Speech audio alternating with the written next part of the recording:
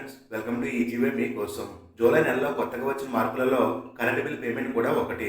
అయితే ఇది వరకు మనం గూగుల్ పే, ఫోన్పే ఇలా ఇతర యాప్స్ ద్వారా కరెంట్ బిల్ పేమెంట్ చేసేవాళ్ళం. కానీ ఇకపై అలా కుదరదు.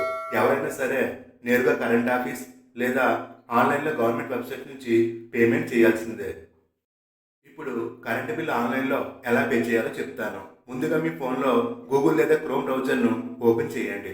ఓపెన్ చేసి సెర్చ్ బార్లో TGNPDCL అని టైప్ చేసి ఎంటర్ నొక్కండి. ఈ వెబ్సైట్ యొక్క ఇంటర్ఫేస్ ఈ విధంగా ఉంటుంది. ఇక్కడ మీరు వివిధ రకాల ఎలక్ట్రిసిటీ సర్వీసులను చూడవచ్చు.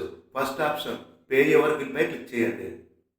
ఇప్పుడు బిల్ యాస్ వ్యాలిడ్ అనే ఆప్షన్స్లో బిల్ యాస్ పై క్లిక్ చేసి మీ ఎలక్ట్రిసిటీ బిల్ యొక్క యూనిక్ సర్వీస్ కోడ్ని ఎంటర్ చేసి సబ్మిట్ పై క్లిక్ చేస్తే మీ బిల్ యొక్క మొత్తం డీటెయిల్స్ షో అవుతాయి.